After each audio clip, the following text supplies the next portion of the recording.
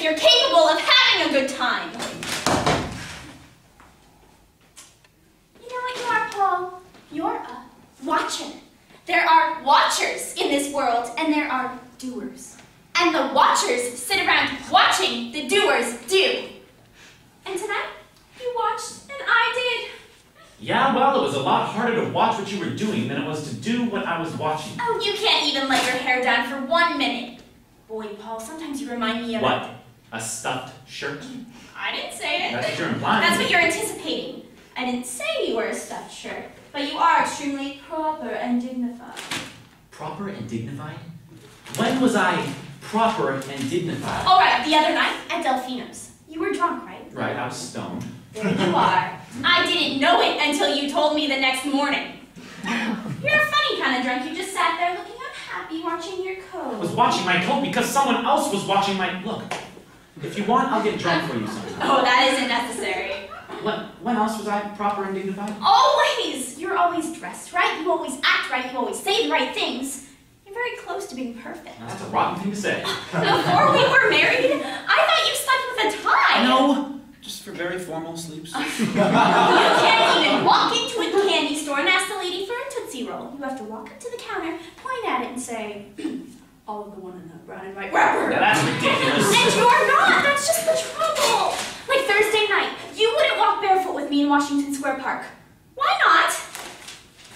It was 17 degrees. Exactly, but it's very sensible and logical, except it isn't any fun. All right, Corey, maybe you're right. Maybe I am too proper and dignified for you. Maybe you would have been happier with someone a little more colorful and flamboyant, like the geek. He'd be a lot more lax than a stuffed shirt. Oh, I thought you said I wasn't. Well, you are now. I don't have to deal with this. I've got a case in court in the morning.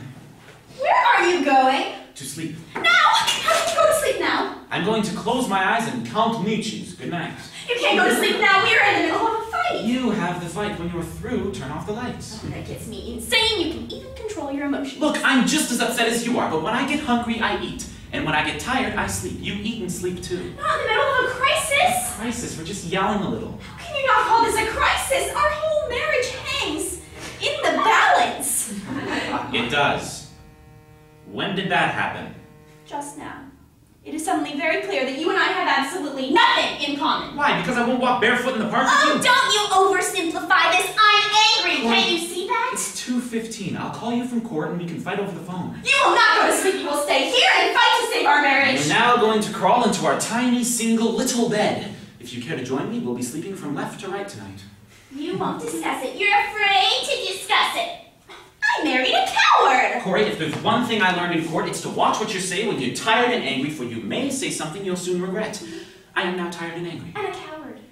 And now I will say something I will soon regret. Okay, Corey, maybe you're right. Maybe we have nothing in common. Maybe love isn't enough. Maybe two people should have to take more than a blood test. Perhaps they should be tested for common sense, understanding, and emotional maturity.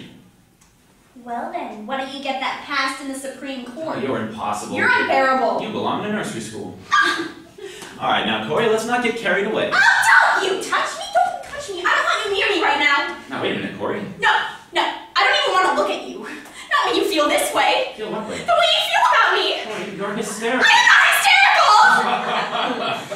I know exactly what I'm saying, and it is no good between us, Paul. Holy cow. I'm sorry, I don't want to cry. It's Oh, just for Pete's sake, go ahead and cry. Oh, don't you tell me when I can cry. I'll cry when I want to cry, and I will not have my cry until you are out of this apartment. What do you mean, out of this apartment? Well, you don't expect us to live here together, do you? After tonight? You're serious? Of course I'm serious. I want a divorce. Good night, Paul. Wait, Corey, you mean signing papers goodbye forever divorce? Yeah, that's what I mean. Right. Well, I guess there's not much left to say. Guess not. Right, well, good night, Corey.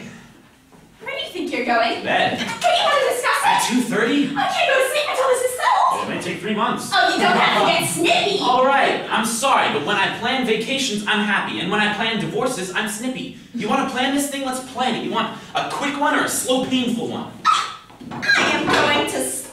Now you get back here, you get no divorce from me. Oh, you can try to be Fine, civilized. I'll be civilized. The charm you're not going to get. Now sit down. There's a lot of legal and technical things to go through. Can't you deal with all that? I don't like all the technical stuff. Aha! Now I'm the doer and you're the watcher. Isn't that right, Corey? Huh?